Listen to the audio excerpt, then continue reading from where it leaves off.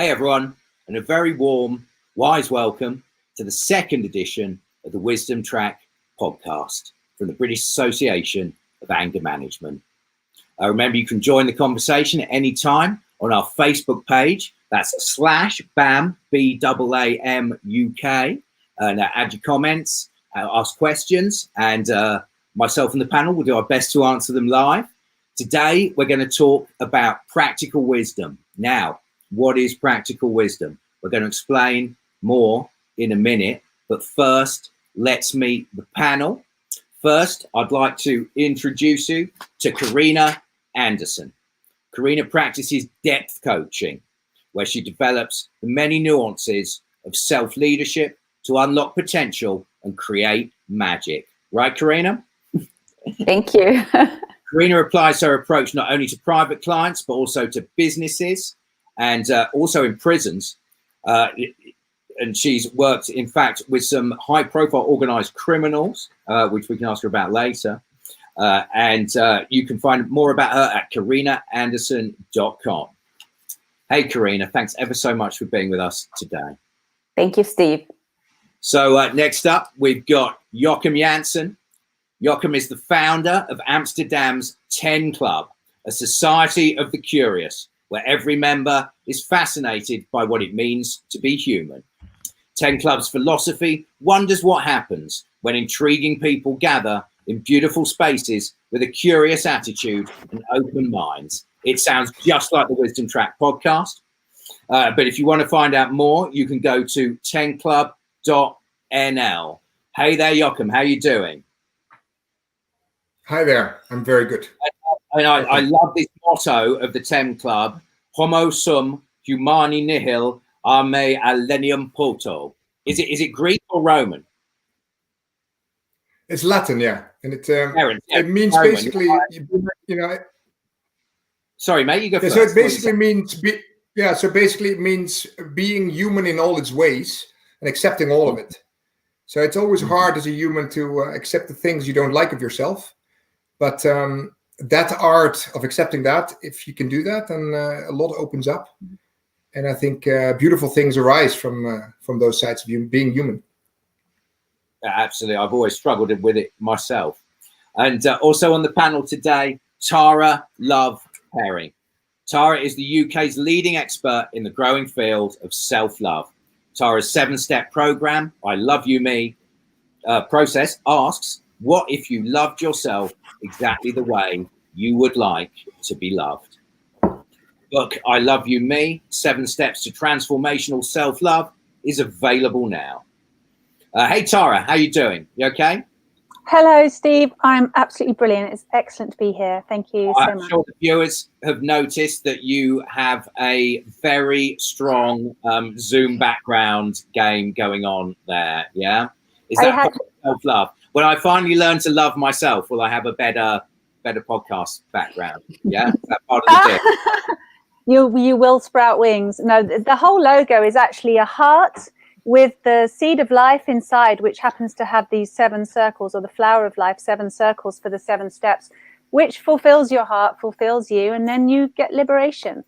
So that's what the I Love You Me method does for people. Sounds divine, and people can find out more at taraloveperry.com. Thank you. So joining us today, as every month, Craig Snake Bloomstrand. Glad to be here. Hey, Snake, how's it going? Joining us from Minneapolis, Snake is the leader emeritus of the US Mankind Project. His work helps people develop an emotional world to match their intellectual one. Snake works with active duty military, maximum security prisons, and clients for his practice, Sensible Coaching and Mentoring.com. Snake, how you doing? I'm doing great. Glad to join you all. Last but not least, Mike Fisher. The anger guru, Mike Fisher, is arguably the world's #1 anger management expert. I said that, by the way, not him. His best-selling book, Beating Anger, is certainly considered the definitive text in the field. Mike founded the British Association of Anger Management in 1999. 3 decades of saving lives, jobs, and marriages later, he's back with his new project, The Wisdom Track, which this podcast forms the vanguard of. Hey, Mike, how's it going? I'm really happy and I'm very relaxed and I'm so happy to be here. I've been looking forward to this presentation. Well, thanks for bringing it together, Mike. Pleasure. So we're going to talk about practical wisdom. Sounds a bit of a buzz phrase, but I promise you we have it all worked out. Wisdom is an ancient concept, but its meaning has become a bit clouded. And the team at the Wisdom Track consider the definition to be absorbing the collective knowledge of humankind, implementing the aspects that produce beneficial change. But Snake, maybe you could tell us a bit more because you came up with all this. Yeah. For years, when I was sitting in groups or working with people, I noticed what phenomenal wisdom people had and weren't really aware of it. And make the comment of, how much you appreciated what they'd managed to squeeze out of life. And most often people would go, who, me? I'm not wise. And so I got curious about that, made a cardboard sign, went down to a city park and tried to buy wisdom. The sign said, wisdom bought and sold 25 cents. I couldn't get anybody to buy or to sell. And I started thinking about how out of touch we've gotten with wisdom. And so, thanks to the internet, searched a lot of the different stuff that's been written about wisdom. And what I noticed is that wisdom differs from knowledge in one very important way. And that's that when we're talking about wisdom, we're talking about some knowledge that has a moral ethic to it, for the good of all. Knowledge can be used as a tool, but wisdom always has a component of for the good of all in some way or another. And so I really started focusing on that and asking people, well, what have you collected along the way that's helped guide your life that I could benefit from? And that opened people up to being able to speak about wisdom. So my big flag that I wave is that this doesn't belong to academics or philosophers. It belongs to all of us. And the shyness around claiming it is important to get through. I was born and raised in the Midwest of the United States. You would never brag about what you know. And that inhibits wisdom coming to the table too. So that kind of gives you into the neighborhood. And how did, sorry, mate, how does the good of all fit with the good of the self? Because I'm sure you've probably had, clients in your practice say, but Snake, you tell me I need to look after myself. Now you're talking about the good of all. How do the two come together? Through conversation. And that's why I'm particularly excited about the topic today, linking curiosity and wisdom. Because curiosity is, I think, a gateway drug towards all kinds of self-development as well as self-revelation. Because in order to really be curious, forgiveness comes into play, reserving judgment comes into play. So many other important emotions and social skills come out of creativity. And so I think the two fit together in a beautiful way. Right, Karina, you work in all kinds of different environments. How do you find it when you take kind of thing we're talking about into areas like businesses and prisons where they might not be quite so receptive of self-love and self-knowledge and I think so. Thank you for the question, and I want to start with what Snake is bringing out, that really beginning to feel into the good of all. And that's difficult, of course, if I've disconnected from all. And I always use the comparison that each one of us is a cell in the body of we. Imagine you now have all the cells being hostile and they're not operating for the well-being of the body. So it's really important to, of course, be able to meet the self, meet the person in the story they're stuck in, and tell themselves about themselves. And I'm finding that, that when you have such an environment, like a prison environment, and it's been an incredible school for me to really meet the other in that space and in the story, and to create an invitation. And that's really the first invitation I certainly bring into, our conversation today, that invitation to just be curious about a little bit more. So instead of, that I always go to the same place in the buffet of life, I always eat the same meal, always have the same conversations. And even if in the beginning, like in a prison environment, that many inmates would come to the session space, and first they'll kind of be, whoa, this is different and this is new and I'm not having this conversation. But because it's different, it's still attractive, And so they might come the first time, they come the second time, and sometimes they come because, it looks good on their profile, and that's the same in the corporate, let's develop, and it looks good, then I might get easy parole, earlier parole. However, then it starts to get to their hearts. And I had especially one story of a general that I was working with for 3 years. And in the beginning, he even pretended that he didn't understand English, so he kept disengaging. And that was the story he lived in, the story of being a gang member and living in this space of fear in him, in himself.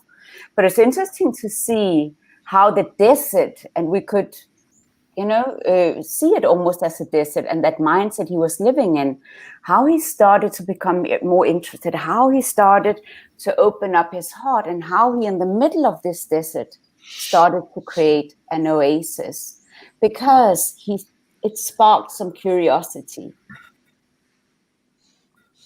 And that's been important, Steve, that when we are starting to invite this topic of wisdom, that he realized that the wisdom is also within me, within himself. And he started to feel it and experience it, because he just kept the door a little bit open, even if it was difficult and it was strange in the beginning.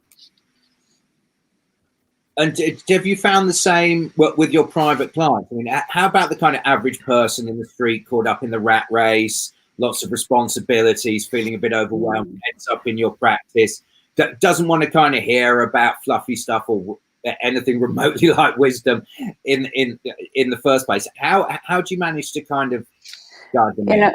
It's a really important question, because I find often, we only want to listen when something happens. When we get one of the big shakeups, so like this pandemic we're all experiencing, on a global scale.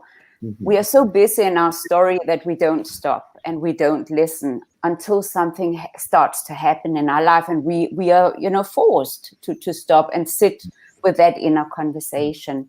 And once we have that, we begin to reach out and open that door. So somebody in a prison, Steve, has had that big wake up call, right? They're sitting in the middle of that. So we all live in a prison.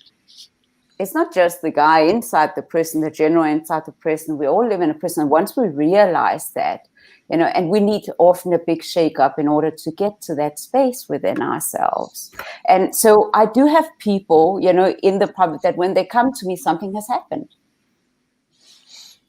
Something has started occurring in their life, and they're starting to feel that something is missing, and they're starting to reach out and start to be willing to have a different conversation. And you mentioned the pandemic then, and that this is certainly a time when lots of people are reevaluating what they do every day.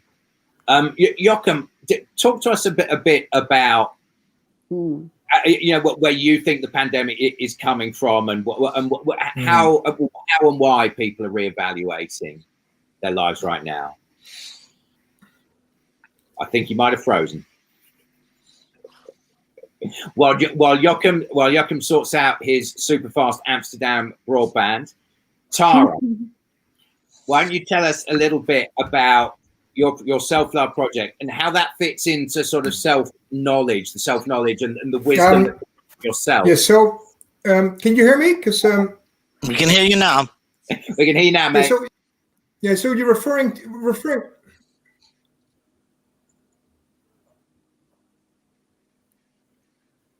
Wonders of modern technology. Don't we love live broadcasts?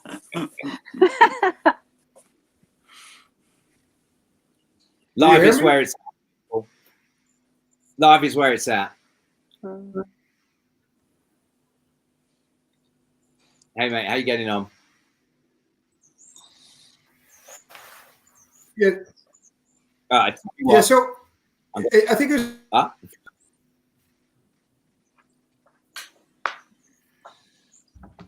Yeah. So because I'm missing a bit of the story because of the live conversation, but the point is that we're talking about wisdom and the self, if I'm correct. And we're talking about a pandemic that is occurring at the moment. I think, in my view, wisdom is sort of an escape room where you search for yourself. So we're basically, being wise is not a state of being, but it's an art of living or a way of engaging. And so to discover the self, yourself, is basically like being an artist in your own life. You try, you play, you discover, you uncover, you relate, you make love, you get hurt. And so what you see is the real self is an ongoing piece of character that changes all the time. But at the same time, there is this created self, the invented self. So we go to school, we become a character, we learn something, we have to act in a relationship according to certain ways. Society puts rules upon us. And so this invented self, this marketed self, this fearful self is what we're dealing with right now in the pandemic. And it's not working. So we're all afraid to lose something over something invisible. And we have all these regulations and rules trying to manage to uphold this constructed self. And instead of being wise and walking around and being sensible, understanding and feeling, we're all in massive fear. So the funny thing is, this is a very good crisis, I think, because we're falling apart. We're basically falling apart, all of us, because we're all dealing with a tremendous amount of crisis. And so we have to reinvent ourselves again. So the big lesson here is that, so let's start playing again. Let's start getting ill or not, or let's engaging with people that might be, dealing with a virus. And so it becomes a new character that we're trying to invent. And that's what I think is the exciting thing of the pandemic. Because, I get angry over the pandemic and I get, fearful and excited. But at the same time, it invites me to say, hey, let's go inside. Let's reinvent the economy. Let's reinvent the way we relate to each other. Let's reinvent communities. Let's reinvent the body. That's time for ourselves, etc., etc. So in my view, the crisis of the self, and it's inviting us to go back to real self. So I think that's a simple. There's lots to say about it, but is that so the is that a satisfying perspective? Very. So this is a fantastic opportunity for reinvention, and wisdom is the art of living. Savoir vivre, as the French call it. Mike, so we wrote a big article on the anger management website about. Just give me a moment. I think we'll go to tomorrow then. Yeah, so go to tomorrow and then come to tell me. us about self-love, how that fits into wisdom. Oh my goodness. First of all, I feel really privileged to be sitting with you, group of incredible people, and you're really speaking my language. So I feel like we're really unified here, different voices of the same wisdom actually that's coming through here. And you're totally right. I think, Snake, what you said, like wisdom is for everybody. It's based on truth. If there's no truth in it, then it's not wisdom. So it has to be true, and it has to be for everybody. And wisdom seems to be a bit of a rare commodity in the world at the moment.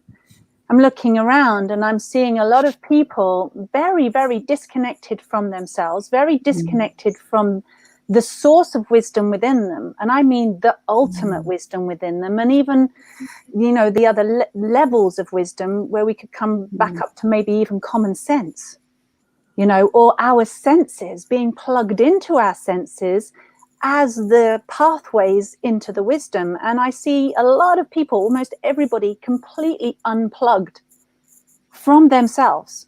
And this has been an ongoing process for a very long time of people, like you were saying, Joachim, being conditioned into this artificial version of themselves, actually, ironically, wearing the masks, covering up their authentic self, covering up their true self, and wearing masks to appease everybody, to get the approval, to fit in, or hide who they feel they really are underneath, hide that shame, hide that lack of love, ultimately, that they're feeling, lack of recognition, or whatever that they're carrying inside. So it's kind of really ironic, this whole situation that we're in right now.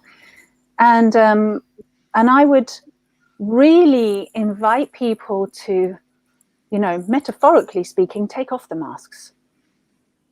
Actually, it's an end of pretending. The world has not worked very well. It's not been based on wisdom. Our institutions, our structures, our societies, our lifestyles don't seem to have been based on very much wisdom at all. Been based on theologies and ideas and ideals, or, I don't know, some disconnected from source version, some conditioned version of ourselves. Do you understand what I'm saying? And it's like, now is an opportunity to really recognize the mass dysfunctionality of our societies and go, who is it really serving? I don't think it was serving the children. I don't think it was serving the elderly. I don't think it serves people in their relationships. I don't think it serves people at their core values. I don't see us living in a society that's serving the heart. It's become very much mind orientated, taking us away from our wisdom and away from our senses and away from our authentic self. And it's like, look at the result. People are stressed and sick and dying and having massive breakdowns. Mental illness has gone through the roof. It's literally insane. It's literally insane. And that's just a measurement of how far away we are from our own wisdom, how far away we are from our own source. And if this pandemic is the pause button to say, whoa, thank goodness, this is a blessing. It allows me the space to reassess my own life, your own life, each one of us, to reassess our own life and go, where am I in my peace? Where am I in my happiness? Where am I in my well-being and my health and my wealth and my relationships? And having to actually face all that we've avoided up until now. That we've shoved under the rug and we've stuffed behind that mask, and going, actually, masks off, people. Let's have a look at what we've run away from. And actually, like Joachim was saying, come back to our true selves. And in my understanding, I've been working with people like you guys for a really long time. And from what I see as being the fundamental cause of all dysfunctionality, all illness, all disharmony in a human being, is a apparent lack of feeling loved. That comes right back down to the fundamental cause. I don't feel loved, therefore I'm going to act out, therefore I'm going to behave in a certain way and seek for it outside of myself and behave in certain ways to try and get that love from the world, from people, from wherever I can get it, because I'm living in a state of lack. And what does love mean? It's very, very simple. It's very practical. It means I'm seen, I'm heard, I'm held, I'm empathized with, I'm validated, I'm safe, I'm protected. And when we don't have that feeling of love, I'm cherished, I'm valued, I know who I am, I know why I'm here. Right? Love is that wisdom as far as I'm concerned. Love is the ultimate wisdom. And I'm talking about the essence of love, the unconditional love that we actually breathe in every single moment, that, is our existence itself. And from that place, just, kind of come back to our senses, come back to our breath, come back to the reality that's happening within. And instead of looking for other people to validate us and make us safe and tell us their wisdom and tell us what to do, how about we get very curious, get connected to that little child inside of us, that little beautiful little child that is full of genius, full of wisdom, full of knowledge, and come back to that inner child, and with that curiosity be like, what is it that I need? Where do I not feel loved? Where are my gaps? Where are my holes? Where's my lack? And this I love you me process that got sculpted over a period of time, working with people, is a method that each and every single one of us can adopt as our own and take it on. It's not Tara's method. It's not, it's just something, it's a conversation that we can have with ourselves to bring ourselves back from the insanity, back from the disconnection, using that curiosity, connecting with the child within, and having this 7-step conversation that's about being seen, being held, being validated, being accepted, being forgiven, and liberated from the conditioning, liberated from the traumas and the illness, and literally just brings us back to our true self, back to our hearts, back to our divinity, and sets us free. And it's just completely miraculous. And so, that's wisdom to me, is going, how do I feel? Connecting to the senses, connecting to the breath, connecting to the source of love that we are. For me, that's ultimate wisdom. Tara, that was wonderful. So, to me, we're talking about authenticity. We're talking about instinct. We're talking about humanity as opposed to society, or what we currently have as society. Mike, where do you stand on practical wisdom, and why do you think everyone can use it, not just people who are spiritually or therapeutically minded? So I want to go back a few steps. I want to go back to when Snake and I first started having that conversation. So usually what happens for the audience is we come up with some ideas. Snake and I get together. We have this 2.5-hour discourse, which we video. I then give it to somebody to transcribe. We then pass it back to Steve. Steve cleans it up, then brings it back to Snake and myself. So that's kind of the origins or the genesis of this particular podcast. But for weeks now, Steve, as I think I already mentioned to you, I might have mentioned to you, is that I've been pondering this phenomena called practical wisdom. And, for the life of me, I find it really difficult to articulate exactly where I sit with it. And as you know, I'm a therapist, so I'm pretty much front line. But listening, to the rest of the panel, everything that everybody said has absolutely resonated with me. But my thinking is about, if I think about my client group, who happens to be really, really angry people, that's why I described it as the front line. I think about how do they access their own innate wisdom, and just listening to some of the things that are being said. So one of the things that Snake said, which I thought was very fundamental, which is, we all have wisdom. It's not just for philosophers and academics and intellectuals. Not at all. It's for every person in the street. But what's starting to emerge from this conversation is how we lack trust in our own innate wisdom. What's getting in the way of that? So that's one of my thoughts. Joachim, I just love where your head's at. And I totally get when you talk about the pandemic, and, I know you and you know me, and I've been involved engaged in your philosophy of curiosity for a long time now. And I just love the fact that something like the pandemic has emerged so that people will re-question who they are, what they want, where they're going, what's the big plan.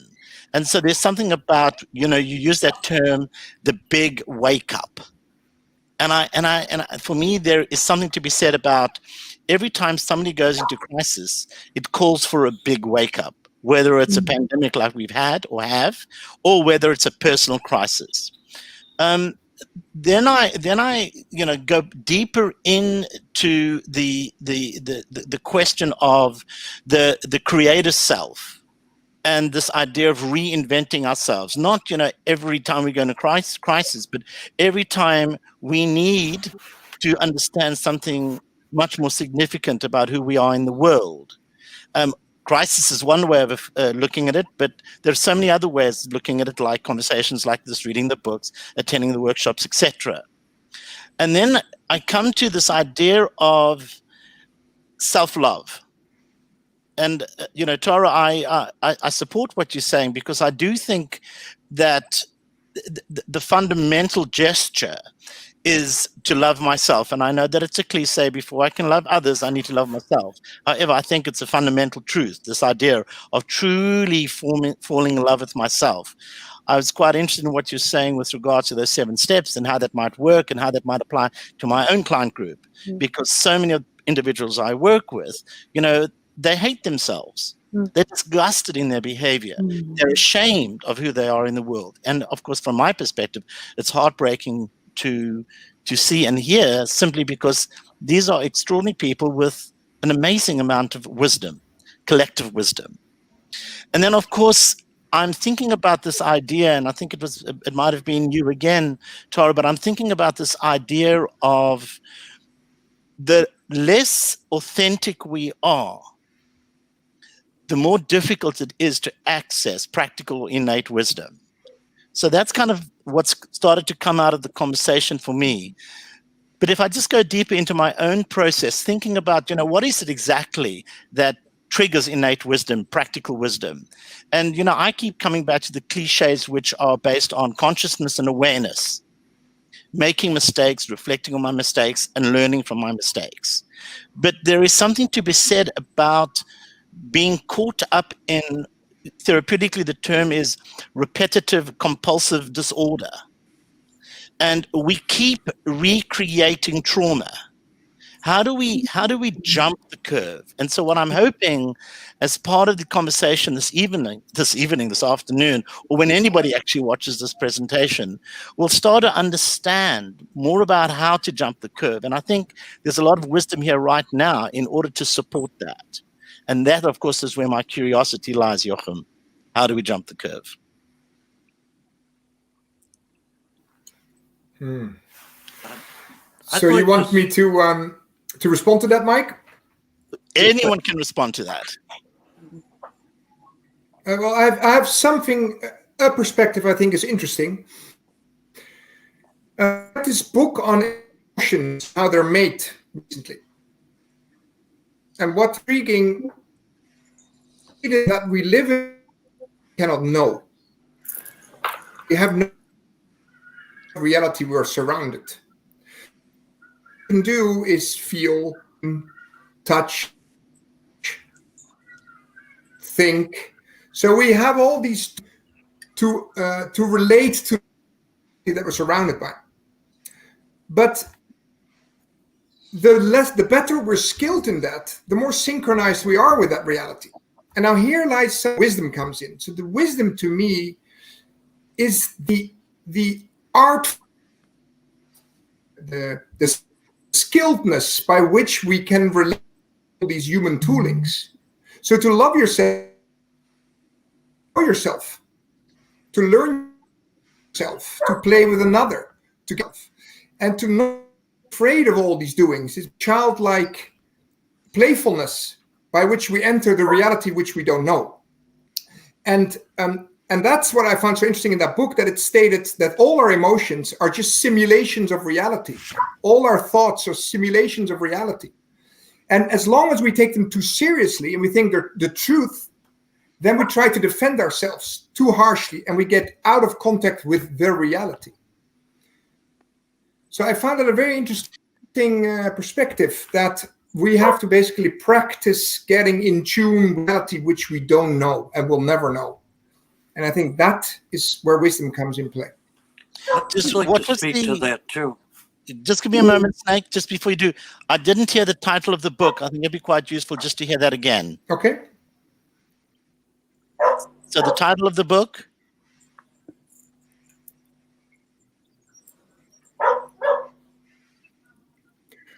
It's written by a dog. It's Lisa Feldman, How Emotions Are Made. How excellent. emotions Thank are you. made by Lisa Thank you. Feldman. I'll find it. Go ahead, Snake. So let me pull a thread through this because Written by a dog. we're talking about practical wisdom, and that means accessible to everyone. And where I totally agree with the self-love thing, to demystify that, I'd link it to self-knowledge. Now, I've spoken to many people over the last several months who are really struggling. They're angry, they're anxious, and oftentimes what happens when we get down to the bottom of it is they're in grief. Sit down, baby. Now, one of the things I've noticed in myself, and this is where the self-knowledge comes in, is if I'm angry or anxious, I know to look to grief. And that's just one of the many emotions we have to choose from. Particularly in time of pandemic like that, we're asked to exercise our compassion, our boundaries. So many different aspects of us that have emotional triggers that we use every single day. And so the self-love and self-knowledge, being aware of my own reactions and how I respond to outside stimulus, is incredibly important to wisdom. And I draw on other people for that. Other people model that for me, whether it's clients or working with large groups. I'm curious about how other people frame up topics like grief, and I learn from them. So that's what I mean by for the good of all, that we instruct one another in more self-knowledge by virtue of watching one another and being open to other perspectives in that way. And I think that increases the self-love exponentially. If I come at it knowing that anger and anxiety are my choices, and that's my habitual response, then that's all I'm going to have. Once I discover that grief is underneath that and allows for a decompression, I'm ahead of the game. You know, what just comes up for me, you know, when you speak, both Snake and Mike and Joachim, you know, so when we speak about self-knowledge, also that ability that we meet ourselves, really meet ourselves and meet all the different characters we've developed, you know, the stories we tell ourselves. And one of the practices that I do very early in the process is that self-identification, to really be able to see if it's the angry one, you know, the one, the unloved one, the hostile one, whoever it is that I have created in my story. And to be able, it's incredibly powerful when we can take ownership, really own that experience and the story we're telling ourselves, and beginning to separate ourselves. Because when we step into practical wisdom, so one aspect is a better decision making, of course, to knowing who I am and who am I not. And then to tap into the innate wisdom and separate myself from that, whatever shows up in me. And I begin to walk the journey with the self. You know, so I have the wise one, but I also have the hurt one in me. And it's incredibly important to be able to hold both. There's a wisdom in that too, to say, well, I have this very human experience. So it's not a bad thing to experience all these things and all these emotions.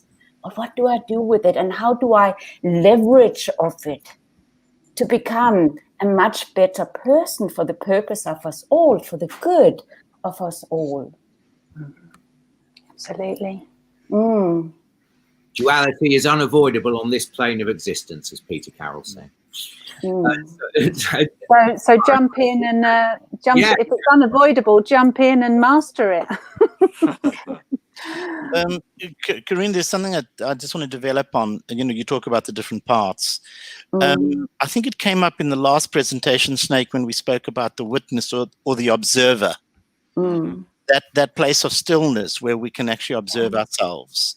And I think there's something very fundamental, you know, if I reflect on that within the context of my own wisdom, my own practical innate wisdom, is that when I'm in that place of the observer, observing that part of me that might be grief-bound, that might be hurt, that might be ashamed, that might be angry, but to observe it from a place where I have sufficient self-love, or what I would define as compassion within the context of what I'm describing, to be able to do that. But in order to do that, there's something about how I have to slow down my internal system, the internal self, in order to become the observer of the self, which I would probably want to call the true self, but that it feels a little too esoteric for me. But I think there is something to be said about that, the capacity in order to grow in wisdom. It involves the observer and the witness, or combination of the two.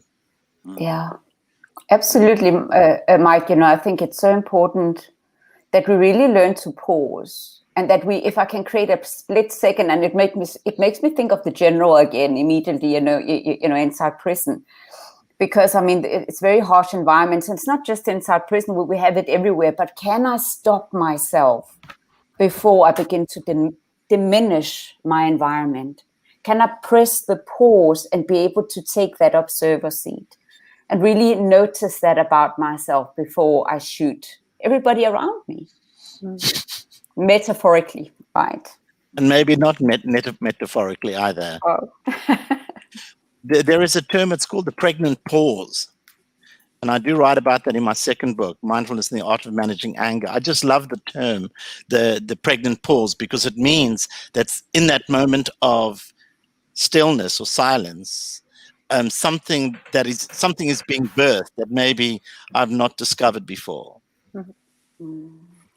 Another aspect of that, too, I think is important, particularly as a facilitator. It was a real relief to realize I didn't need to come with an agenda. But as the observer, there was plenty of material to work with in people. They would bring it. It wasn't all on me. True. There's a certain hubris in being the expert, and a tremendous amount of pressure that comes along when all the gold is sitting right there in front of us if we choose to take a look and pick it up. Maybe the expertise and the wisdom you're describing there, Snake, is the ability to just be super present and listen. Yeah. Listen for what wants to come through. And there's a great deal of wisdom in that. And how incredible if we could give ourselves that space, that presence. And it's difficult to get there too, because for myself, growing up as a man, I had to have the answers. Yeah. That was part of my role, was to know everything, which I didn't, and have all the answers, which I didn't. And the pressure of living under that was crushing. The idea of sitting back and other people come to the table was extraordinarily liberating for me as a facilitator. So does wisdom come with age, or is it something that we can discover from children, or indeed our own inner child? I'd like to respond to that. A dimension. You go ahead, Joachim. Go ahead. I'll come back to my response.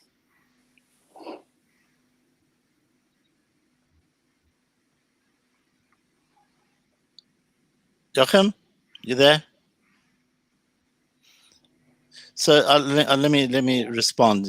We'll pick up on him shortly.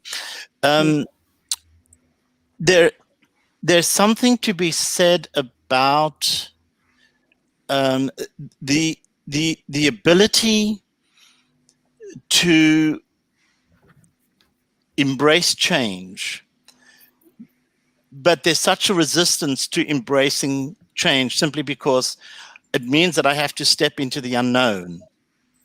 And there's a huge amount of discomfort stepping into the unknown. That's my personal. Are you there?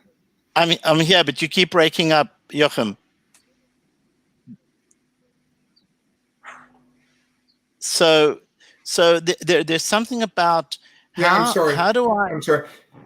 Go ahead. Go ahead. Yeah. So the question by Steve was about does wisdom come with age? Is that correct? Yeah. And yeah. But I had a remark before that, which I wanted to add to the conversation of wisdom, and then I'll talk about age. One of the things I find very interesting in wisdom is fantasy. Because we often talk about stillness and observation as a wise human being.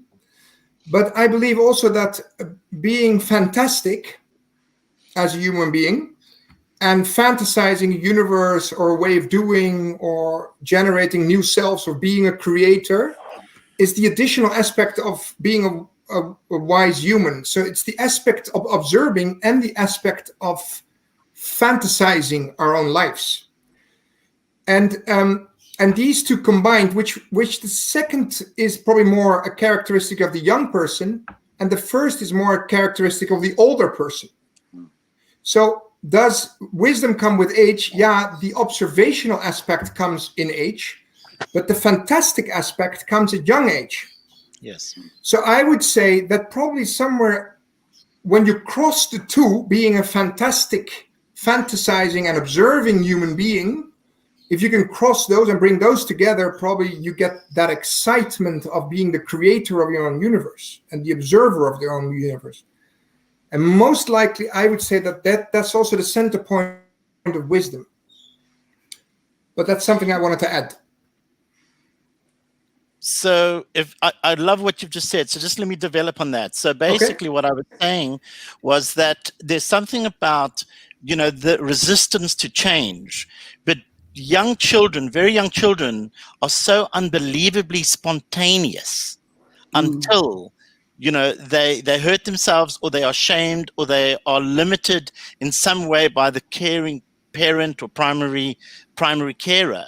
So there is something to be said about that spontaneity, which is an opportunity to explore practical wisdom. And in the conversation I was having with this friend of mine, I was saying, well, hold on a second, let's be very clear. You don't have to be wise. You don't have to be old or aged in order to be wise. There are kids that are aged 2, 3, 4 that are much wiser than so many people that I already know, because of their spontaneity, because of their imagination, because of their creativity. And as long as it's nurtured and celebrated and blessed and acknowledged, it's profoundly transformative. The problem is that most kids here know, shut up, behave yourself, be still, rather than giving them the opportunity to liberate themselves through their own spontaneity. So thanks for developing on that and bringing that up, Jochen. If I just can add, Mike and Jochen, when I'm thinking about this spontaneous human being, but I'm sitting with a lot of client processes where people, exactly because they were told like that growing up, or even in the early years, not really exploring with curiosity. And the moment they are given that space, and that's our task, right? When we're holding that space, not to interfere too much, but they feel celebrated and cared for in that space, and to create that. So we begin to ignite it. So I can begin to go out and explore. And I've had in corporate arenas, people like never really touching that space in them and just doing the same old, and suddenly they go out and create magic. Yes. Suddenly they give themselves permission again to be fantastic. And even if they have for many years not allowed that, I don't think that's an age thing either. But it's really, I got to give myself permission. And the moment I do that, I can begin to allow that wisdom to flow and have an expression as well. Tara, how do we give ourselves permission to be fantastic? I am so excited about what you're all saying, because this, for me,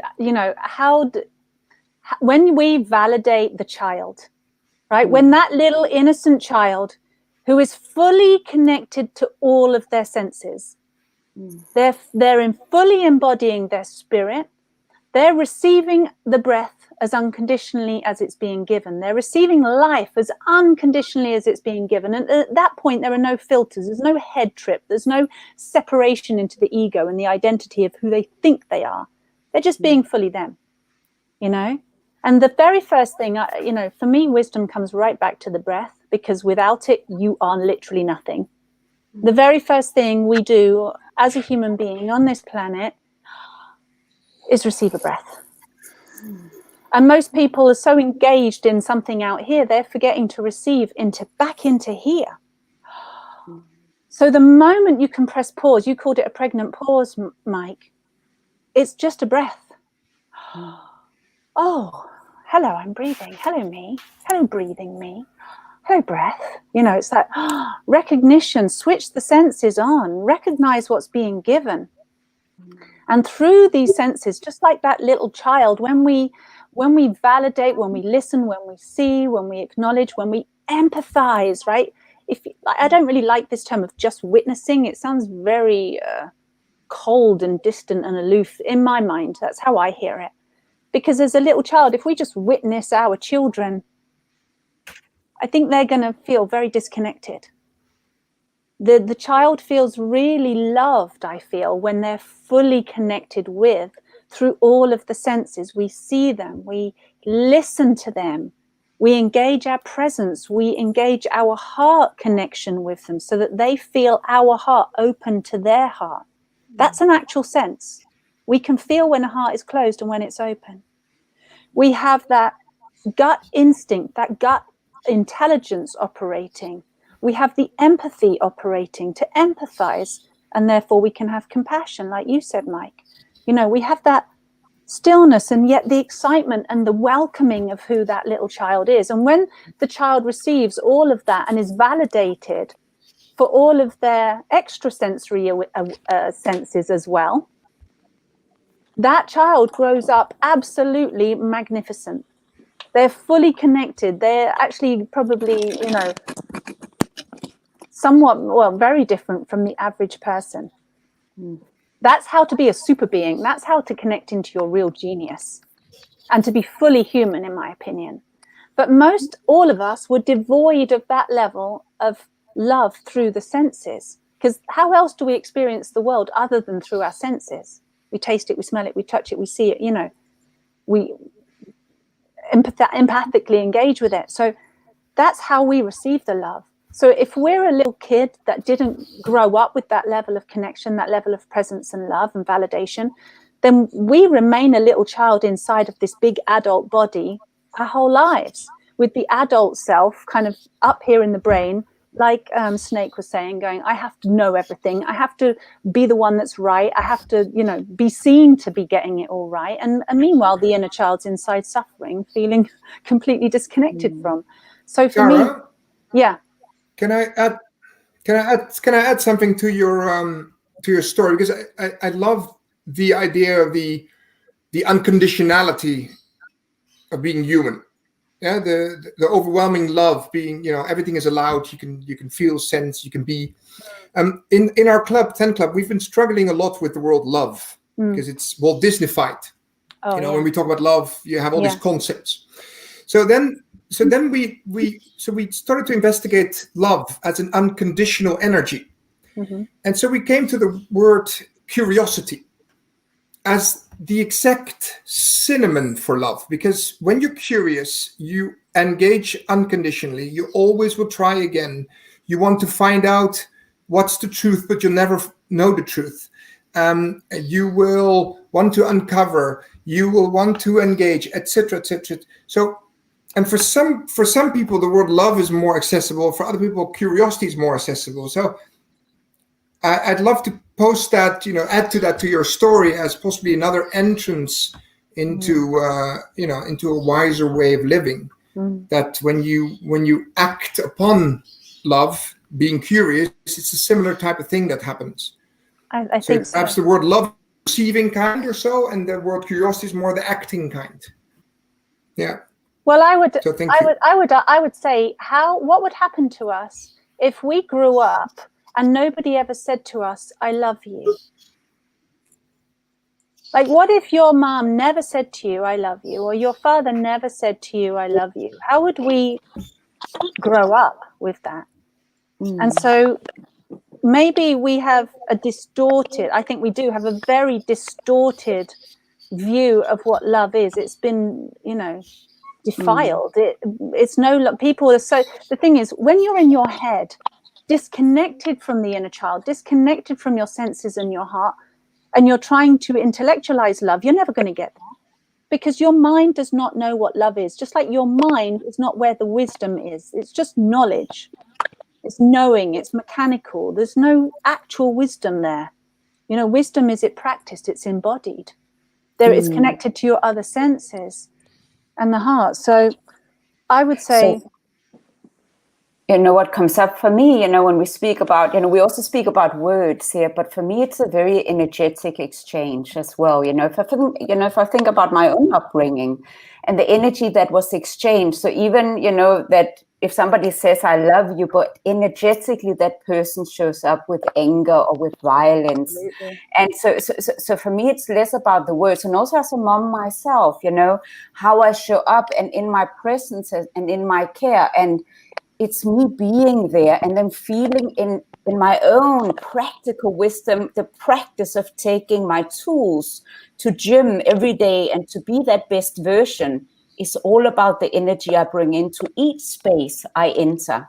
If I sit with a client, and I also educate coaches, and it's a big part of the coach educational training to come from either separate energy or from energy that is more whole, more from my innate wisdom, where the calm that happens in people that enter those spaces, you can feel it immediately. It doesn't matter what you call it or what we label it, but people fall into that space. And it's incredible to experience. So I would use less words and more the experience of how the spaces we create and how do I leave each space? How do I enter it and how do I leave it? And that also becomes a measurement of where somebody is at. You know, when I journey with coaches in their training, the ability to hold that space and people fall into that space.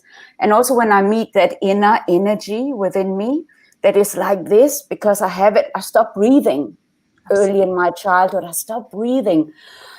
And when I start to fill myself up with a new energy and a loving energy, a kinder energy, and everything is energy. So just adding that to the conversation.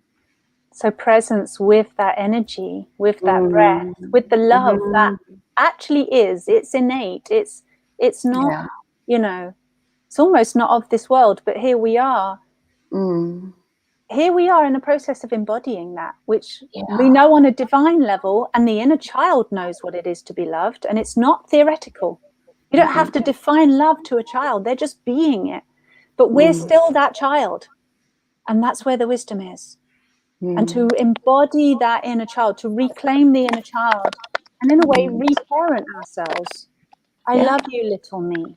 I see you, I feel you. Listen to the inner child. Empathize. Empathy is massively missing in our connections with one another. You know, and just like, you know, like Snake was talking about, just that ability to just be present and listen. Could we give that to our own inner child? That probably very, you know, where the anger comes from long ago, when the inner child's boundaries were completely, ruined. There was no boundary being held for that child's safety, no boundaries of love being held for that inner child.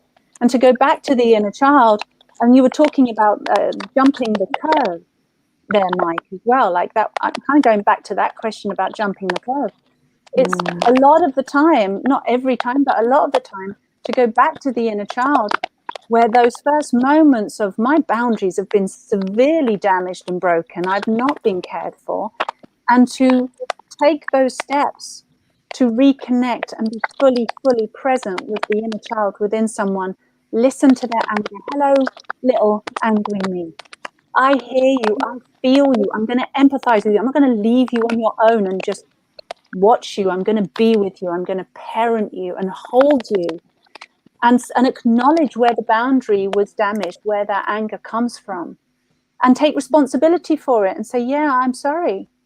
Sorry, you know, owning that. I'm sorry your boundary was broke. I'm sorry you're angry. It wasn't fair. You're right. And validate the reason for the anger in the first place, because that's a wisdom right there. There's knowledge waiting to be discovered, I believe, in that wisdom, where it's like, you're not angry for no reason. There's a flipping good reason why you're angry. Something wasn't okay. You know, well, another thing. Yeah, can I just finish and just really acknowledge, really be with and acknowledge and validate those emotions, because our feelings are part of our compass for our well-being and living our truth and being, you know, being safe. We need those feelings. That's part of our journey to wisdom. And then just to, you know, and I believe in forgiveness, you know, to forgive all those elements and to forgive the self and be like, please forgive me. I didn't know how to look after you, little me. I didn't know how to keep you safe. And we invite that child back to the heart, back to love, and we hold themselves and we hold proper boundaries. And you know, for me, that's how to jump the curve, or not jump the curve, but fill in the gaps in that gap, you know, in that unknown, in that black void of, I don't know how to get from this traumatic thing, this grief, this loss, this anger, back into one's, you know, embodied state of wisdom. I was just thinking about what Mike asked, you know, a little bit earlier on, you know, Mike, when you're also sitting, you know, with your clients and that are, you know, very angry and stuck in that place. And also what you're saying, Tara, you know, and what comes up for me also when I journey with people is remember that our inner child has been journeying with a few puzzle pieces and on a very narrow highway on life. And I think, you know, when we do visit that inner story and inner experience, we bring a lot of newness with us, you know. So very often there's also a lot of misunderstanding that inner child sits with. Mm-hmm. So it's not necessarily for me, yes, it's meeting and holding and embracing that, but also maturing that space in me. And for me, the journey is very much about a maturation, you know, that when I really begin to understand where I blocked myself, stopped myself, and begin and invite that space of me that only sits with two puzzle pieces into a much broader highway, you know. Mm. So that in itself is also such an beautiful practice. Mm. So I want to go back a few steps. You know, as I listen to this conversation, I think there's something that's not being addressed here, which is around imagination. Our own imaginations and our own creativity. And so I'm trying to get a sense of, you know, the more limited I am, for whatever reason, it could be trauma, it could be whatever, the more limited I am, the less I trust myself. And the less I trust myself, there's something to be said about my fear of stepping outside of that comfort zone that I've created for myself. And I think it's something to be said about when I am afraid of stepping out of my comfort zone, that's when my capacity to embrace practical wisdom is limited. But there's something else that you said, Snake, and I, you know, it's something that feels very dear to you when you talk about the connection to grief that you were talking about earlier on in conversations. He's disappeared in conversations that we've had. But I think that in the work that I do, one of the major problems that most of the clients that I work with have is their inability to deal with grief. And I think that also suggests that if one is heartbroken, truly heartbroken, they might have the necessary awareness, they might have the practical wisdom on some level or another, but there is still something about not being able to push beyond their own heartbreak. It's a pity Snake's not here because I'd like to hear his comment, but I'm also curious, you know, from others in the group what they might think about that. So I'm happy to offer. You know, I'm happy. Yeah, I'm happy to offer an angle. So I do work, you know, a lot with people in grief who lose, you know, either their child or their partner. I myself lost a partner in a car accident 18 years ago, and have raised my two kids. And what's been really important in the grief process and in my own understanding of dealing with that space has very much begun to both meet myself, the grieving one, but also meet the healer in me.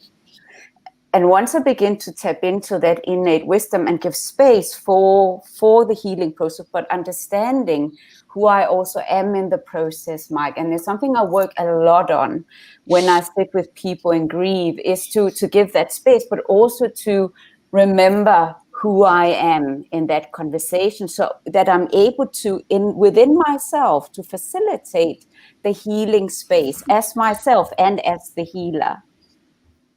And that's really, really significant in a healing process, I find. I mean, that's how I approach the grieving conversation. So it's my job to help equip my client, both as a griever, but also as the healer.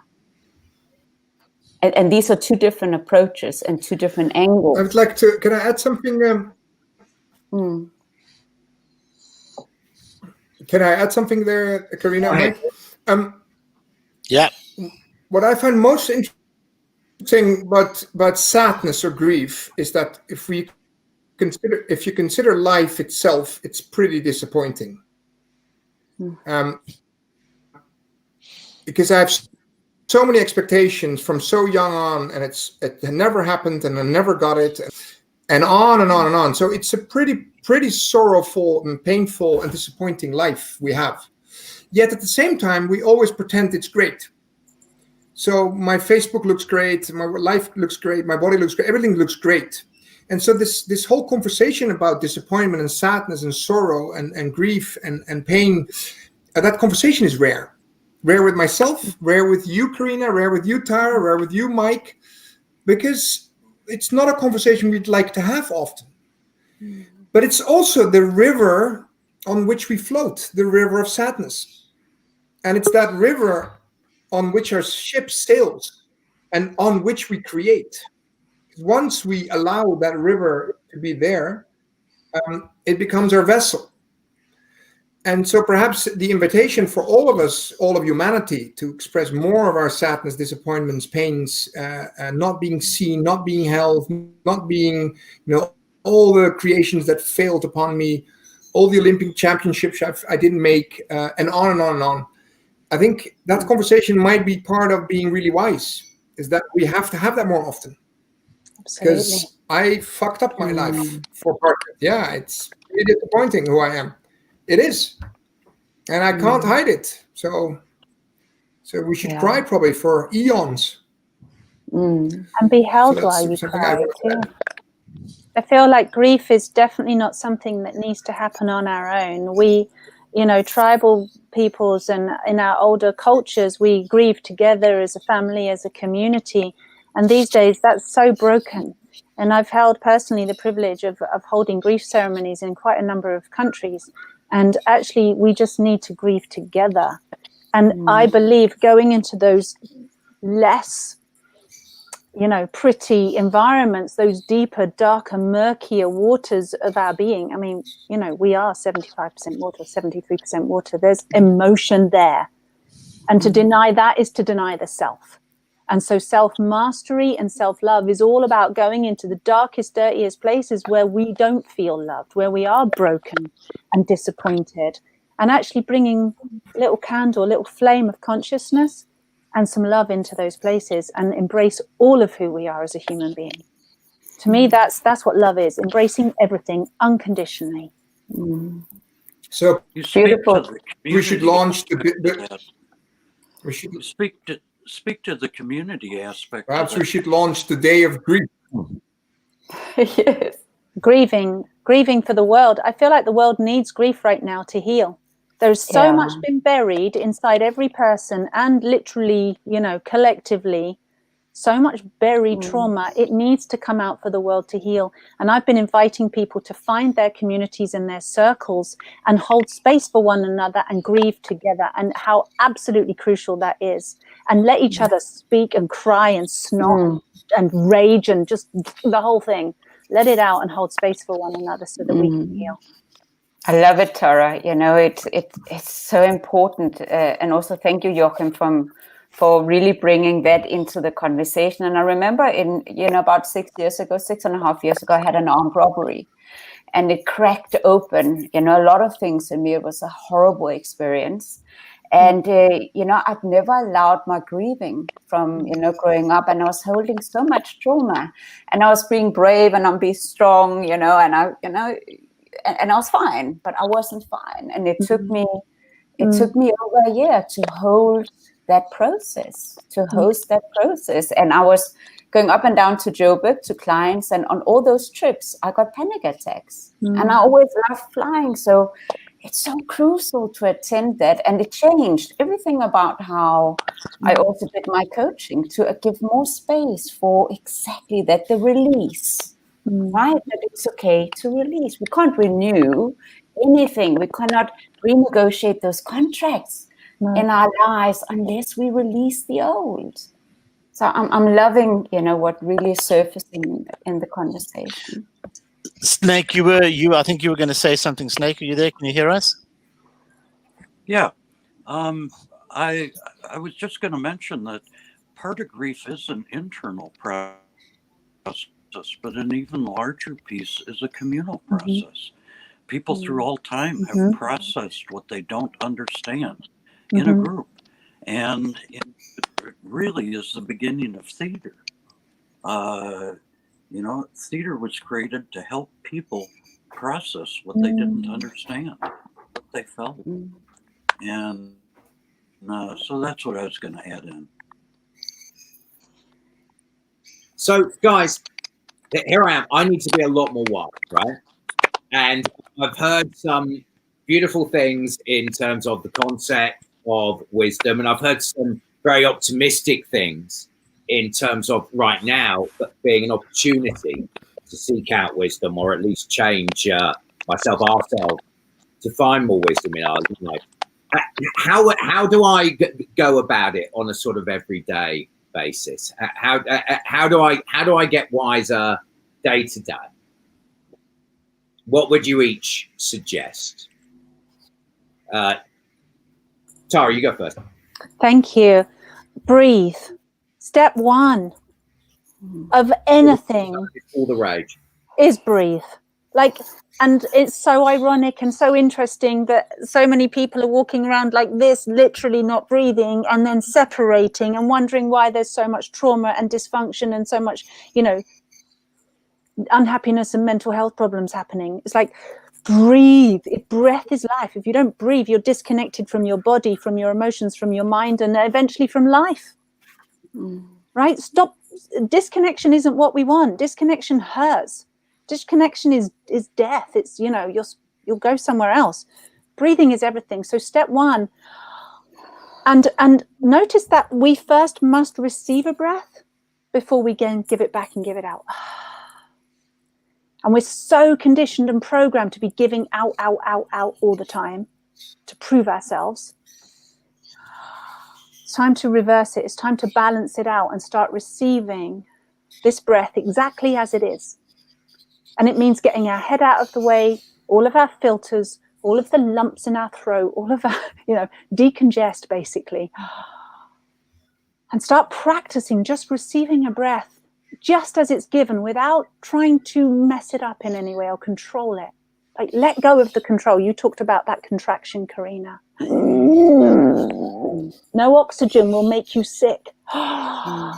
Open and start receiving into every single cell of your body and awaken, because breath is also consciousness.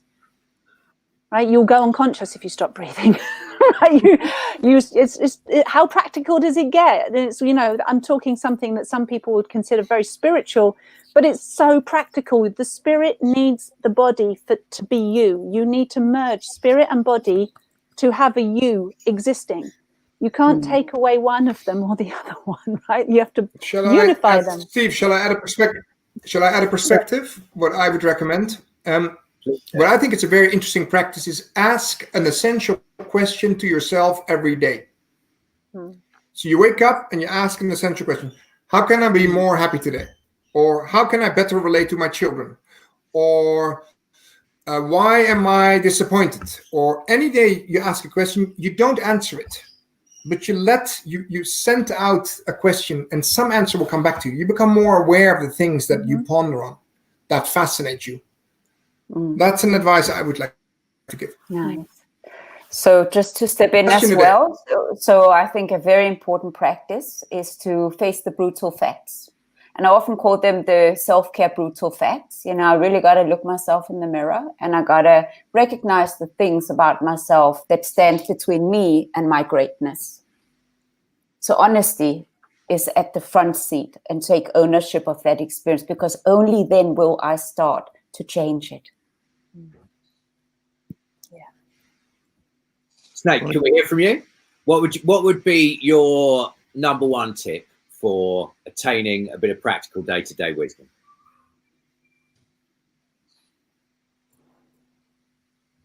Oh no, he's muted. There we go. Again, Snake. I would say emotions aren't there just to be inconvenient. Pay attention to the emotions. They're there to tell you something. Somewhere between my brain and what I feel is the truth. So what I advise people always is pay attention to what your emotions are telling you. It's not junk. Mike. Sure. So, I mean, God, I can say so much about that. However, I'm going to keep it limited because of time. So, for me, I think there's something to be said never to limit our creativity. I think that is kind of fundamental for me. By limiting my creativity, I limit my imagination and I limit my own true potential. And if I do that, it's very difficult to access practical wisdom. That's me. And so, sorry guys, I was actually trying to type a question onto the bottom of the screen while I was talking there. So, breathing exercises, ask essential questions, pay attention to your emotions. What else can you guys add in the mix for people looking to be a bit more wise? Yeah, I would say stay curious and connect to your inner child and start listening to him or her. Give him or her space to speak and ask those questions to the inner child. What would you like to create today? How do you want to play? What have you got to say? Nice. And I would like to add, take more risks. I would like to add, only if we take risk will we leave, some of the old stories and write new chapters. So be bold. Be bold. Be courageous. Joachim, sorry? And he's frozen. We got some terrible tech issues down the end. Karina, I'd like to disruptive. Be disruptive. Nice. Adding to Karina. Can you hear me? Being disruptive. Yeah, I would add. Yeah. So do things you would never do. Go places you would never go. Kiss people you're not allowed to kiss. Make love. Etc. Etc. It's great. So I think what comes up for me, Mike, what would you do? Well, for me, I think it's about authenticity. What I'd describe as radical authenticity. I think the more authentic I am, that means the more risks I'm taking, the more my capacity to open up those wise pathways in my brain become accessible. Yeah. Snake? Yep. Anything else you want to add to wisdom? Make it personal. Everybody comes at this in a slightly different way. And the thing I've run across over and over again is, like I mentioned at the beginning, if someone says something wise, acknowledge it, because oftentimes they're not aware. It's the water we swim in. And so often I've heard stories of, emotional trial or ordeals of some kind or another, and what people have made out of it. The story they've made out of it is extraordinary. And they don't understand how extraordinary it is. So, to make it practical is to have it be every day with everyone. Not reaching for some high ideal as much as being human together. In my mind, this is about fully exploring our humanity. And we need to do that together. That's what I'd add in. Nice. One thing that just comes up for me as well, on that note, is remember you are a cell in the body of we. So when you start taking care of you, you start taking care of me and all of us. So start with yourself. Absolutely. Can I tag on to that one as well, Karina? And just say, go and love all the most unlovable parts of you. Yes. Go and grab them and have the conversation, the unspoken, haven't yet dared to face conversation you need to have, and go and put love there, loads of it. And last but not least, don't take it so seriously. Let's make fun out of it. I think make light work of heavy shit, I always say. I would say. Yeah. So, Mike, Snake, you guys came up with this Personal, concept. yeah. What do you want to say to round us off? Well, talk about making it a joke. Part of my in and out on this particular call was it's probably wise to not have a full tumbler of water on your desk when it's full of electronics. I spilled an entire tumbler of water across the desk. So pardon the absence, but wisdom will teach me to keep my glass of water elsewhere. Oh, you poor love. I empathize with you, Snake. I'm so sorry. Sorry. So first of all, it's been an incredibly fascinating conversation. It's been so broad, and it's fascinating that Snake's waters broke. It's so fascinating because we're coming from, first of all, different countries, as we discussed when we arrived here, but such different points of view. And I think there's something about, as I said at the beginning of the presentation, I was really struggling with this idea of practical wisdom because in some level it feels so abstract, but it feels what we've done, it feels like we've really grounded in something. Well, one is very valuable, but grounded in substance. Yeah. One for a better word. And, if the people who are listening to this, and of course the people who will listen to this at some point in the next couple of weeks, take anything out of this, well, what I hope is they take everything out of it and really listen carefully to what's being said. I've made so many notes, and I can't wait to write a blog on this particular subject, because it's just kind of taken me deeper into my own process, and I'm very moved by it, actually. So thank you. Yeah, beautiful. Guys, I think that's going to wrap it up. I want to thank you all enormously for being here this afternoon. I know it's not easy at this time. I'm going to let you all say goodbye to the viewers. Karina, thank you ever so much. Cheers. Sure. Thank you. Find out more about Karina at karinaanderson.com. Tara, thank you ever so much for being with us today from Brighton. And people can find out more about you at taraloveperry.com. Joachim, thanks loads and loads. Give my love to Amsterdam. I missed it. And people can find out more about your work at 10club.nl. Snake, thanks ever so much. Hope you get the flood sorted. Yeah. And thanks ever so much indeed. Beautiful. Great to meet you all. And Mike, thanks for bringing us all together today. Everyone, you can listen to the third episode of the Wisdom Track podcast. We're going to be talking about the fictitious mind, our inner narrative, and the stories we tell ourselves. That's going to be at 4:00 on Saturday, September the 19th. You want to make sure you get a reminder, find out more information. Then you want to stay locked to Facebook /BAM UK.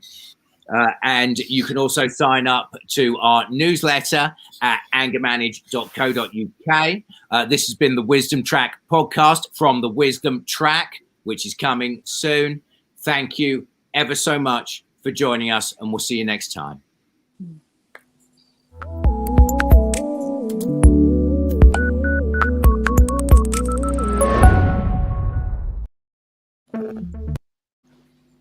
Well done, guys. That's it. We are. We are.